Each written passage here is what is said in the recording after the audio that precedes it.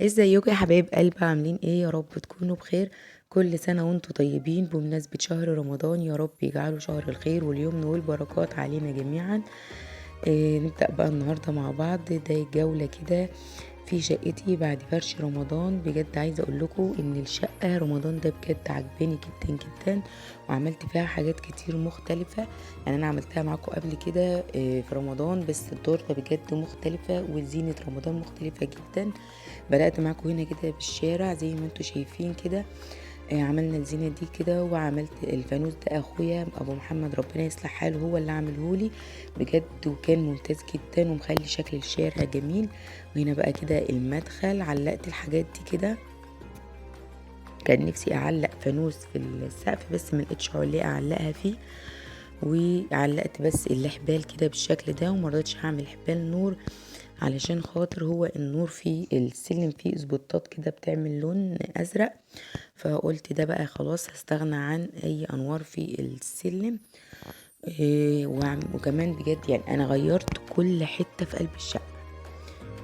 هنا بقى كده ما كنتش فرشت المشايات ده عملتها، وهنا بقى دي الأوضة اللي تحت السلم. شفتوها معايا قبل كده كم مرة بس ما شفتوهاش من جوه. غيرتها خالص وعملتها أوضة مذاكرة للبنات ولابني. بجد طلعت النتيجة ممتازة جدا جدا وحابينها، وبيذاكروا فيها وبيعملوا فيها كل حاجة دلوقتي. هنا كده علموا بقى شهادات التقدير بتاعتهم، حطوها هنا على الحيطة دي. وكمان هنا دي الأسامي أنا عاملاها لدعاء والندى، بس ما كنتش عملت كريم. وعاملهم من زمان جدا وما كنتش علقتهم بقالهم ممكن 4 سنين أو 5 سنين. فكتبت اسم كريم كده بالنور علشان ما يزعلش. وان شاء الله هعمله تاني اسم زيهم بالظبط بالخيط. لما اعمله هوريهولكم ان شاء الله في فيديو للي حابب يعمله. وحطيت كده المكتب الصغير والمكتب الكبير، وده كان مكتب التلفزيون عندي جوه في الشقة وخلاص ما عادش له مكان فنزلته هنا.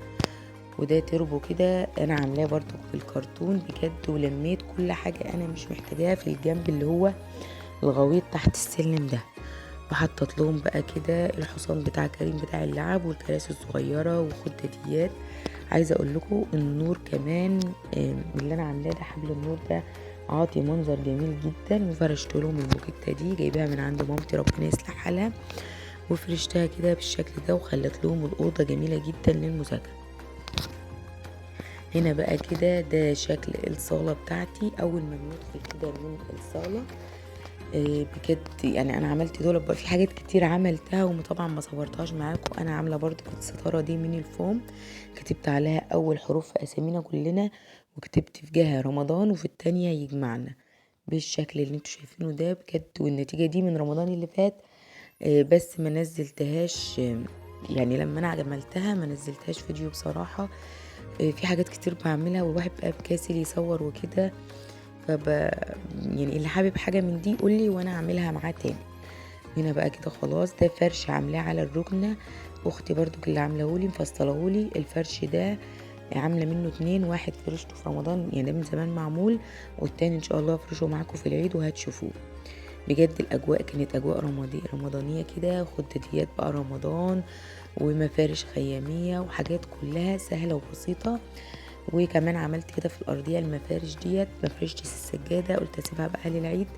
وعملت حبل النور ده بجد يعني الحاجه كانت ممتازه جدا. ده برضو الزينه كده من جوه بتاعت السلم بوريها لكم.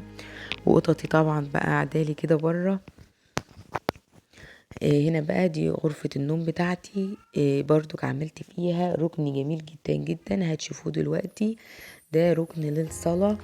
بجد عملت خيامية كده هي صغيرة وبسيطة وعملتها سهل جدا برضو.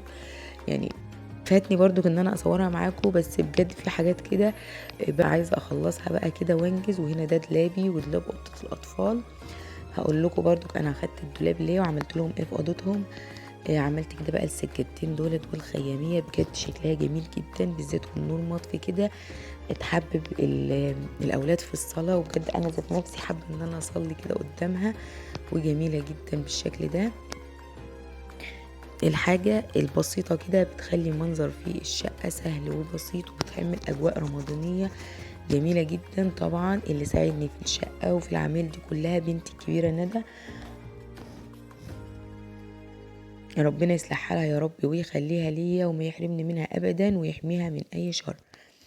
هنا بقى كده رجعنا بقى، طلعنا من الأوضة دخلنا على المطبخ وأوضة البنات. يعني عايزة اوريكم بقى هنا الأوضة في الأول برضك عملت لهم كده أجواء رمضانية فيها. يعني لما يكون النور مطفي كده بتبقى الأحبال والحاجات دي جميلة جدا. عملتها لهم على شكل فانوس زي ما انتوا شايفينه كده، عملت الفانوس على الحيطة في شكل فانوس. طبعا انتوا شفتوا معايا أوضة البنات دي قبل كده كتير، وان شاء الله هتشوفوها بقى اليومين الجايين معايا في الروتينات، وهنبدأ بقى شجعوني كده علشان نعمل روتينات مع بعض. علقت لهم الحاجات دي كده. وكان هنا بقى المكتب اللي انتوا شفتوه تحت السلم، المكتب ده كان في الأوضة هنا، والمكتب التاني كان ده تحت الشباك الكبير والتاني جنب باب الأوضة. وكان زاحم الأوضة بقى وكده، وقلت خلاص بدأت آخر السنة بقى تيجي، وقلت أنزلهم بالمرة وتبقى الأوضة جاهزة كده وسهلة وبسيطة معانا في التنظيف، لأن كانوا بجد زاحمين الأوضة.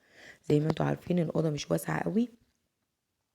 وهنا بقى ده كده الدولاب بتاعهم. انا عملت النيش ده، النيش ده كان تحت السلم، عاملاه للخزين الشتوي والصيفي. فنقلت بقى الصغير جوه. وطبعا انتوا عارفين بقى عشان عندي 3 اولاد، بنتين وولد وكده، فمحتاجة مكان كبير في الدولاب وفي هدومهم وكده. فعملت النيش ده، الضلفتين اللي في النص بعدتهم عملت لهم ازاز. وكمان الطرف اللي في الطروف دي عملت لها ده اللي هو الستيكر اللي هو شكل الخشب ده، جبته ولزقته على الازاز. فكرة بسيطة وسهلة جدا، واستفدت من النيش وعملته دولاب. هي ان شاء الله امنية حياتي ان انا اغير لون الاوضة، وان شاء الله اغيره في اقرب وقت، ويعني اعمله لهم، ونفسهم في لون الخشب يبقى ابيض فهعملها لهم. هنا بقى كده ده الحمام، طبعا يعني مش ده ان انا اصوره كده برضو. وهنا بقى كده المطبخ، بجد غيرت نظام المطبخ خالص وعجبني جدا جدا، وهيكون مشجع معايا في رمضان. هنا بقى كده عملت حبل النور، ده مش ليد، ده حبل نور كده فيه كور صغيرة، لفيته كده حوالين المطبخ وعملت كورنر جميل جدا جدا.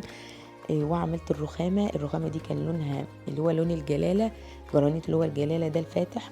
فجبت الستيكر ده اللي هو بتاع التكاتك والعربيات ولزقته عليها، وبجد انا كنت خايفة جدا منه، بس النتيجة طلعت مبهرة وجميلة جدا. وعملته كمان على التلاجة، للي شاف التلاجة معايا قبل كده، التلاجة كان لونها ابيض، عملته من نفس لون الرخامة، وجد اللون كان جميل جدا.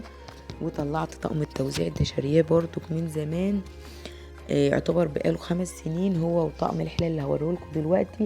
قلت بقى اطلعهم، لان انا صلحت البوتاجاز بتاعي، كان البوتاجاز بيعمل كده لون كده على الحلل وبيبوظها، فكنت مش حابه اطلع الطقم الحلل ده وخايفه ان انا يبوظ مني. ودي مجات كده برضو خالة عيالي كده جايبها لهم، ام ابراهيم، وجايبها لهم اللون ده، بجد عجبني اللون ده جدا. هي وبنتها نور، للي عارف نور يعني كانت صورت مع ندى بنتي فيديوهات قبل كده.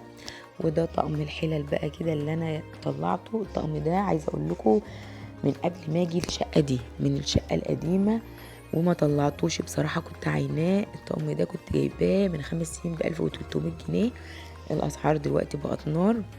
ده بقى كده الضلفه دي برضو لما فيها الكاسات والحاجات اللي بستخدمها، والمج اللي فوق ده ندى بنتي اللي جايبهولي، مرضتش اعلقه معاهم لانه لونه مختلف. وده فانوس برضو انا كنت عاملاه. عايزه اقول لكم ان انا كنت عامله حاجات كتير جدا جدا وما صورتهاش. وده لون التلاجة، هي كان لونها ابيض، غلفتها يعتبر من قدام ومن الجنب التاني بس، علشان الاستيكر ده انا كنت جايباه في الاصل للرخامه بتاعه الحوض، بس بصراحة مرضتش اركبه عليها، خفت من المية والناس كتير قالت بيعفن وكده، فقلت لا اعمله على الرخامة احسن. وغلفت كده البوتاجاز ده ستيكر اللي هو بتاع البوتاجاز، ما لزقتوش، انا عملته بس كده بسوليتيب شفاف من الجنوب عشان لما اجي اشيله يكون سهل. وشلت الزوايد ده حطيتها هنا على البوتاجاز من قدام. وكمان التلاجة دي مفارش كده عادية جدا، عملتها 7 و8 وفرشتها جد فيها، وبجد شكل التلاجة فرق معايا خالص. يعني بجد عايزة اقول لكم كل اللي انا عملته في الشقة ده بنتي ندى ربنا يصلح حالها هي اللي ساعدتني فيه وشجعتني ان احنا نعمله مع بعض. وكانت الاجواء في المطبخ بعد ما خلصت جميلة جدا جدا يعني. وده الرخامة اهي، انا مرضتش احط عليها المفارش الاستيكر ده خفت من الميه، ولان على طول ايدي في الميه والحوض متبهدل يعني بيتملى ميه كتير وكده، انا بنشفه اول باول، بس برضو خفت ان يحصل عفن ولا حاجه تحت الرخامه فمرضتش اعمله. دي كده برضو المطبقيه بتاعتي. هنا في الجنوب زي ما انتم شايفين كده انا عامله مسامير كده اللي زي الخطاف دي، بعلق عليها الكوبايات الصغيره بتاع الزبادي. وطبعا انا كنت عامله زبادي بقى فشايلاهم، لان احنا كنا ده اليوم اللي قبل رمضان، اللي هو ليله السحور الاولانيه، فقلت بقى اصور معاكم كده الشقه واوريها لكم. وعملت هنا الفوط دي برضو الجديده، علقتها بالشكل ده هنا في الجنب ده، وحطيت فوطه واحده بس جنب البوتاجاز. يا رب بقى الفيديو يكون عجبكم، ولو وصلتوا لنهاية الفيديو ما تنسيش تعملوا لايك للفيديو واشتراك عشان يوصلكم مني كل جديد. وان شاء الله اي روتينات او اي حاجة هنزلها معاكم تشوفوها اول باول.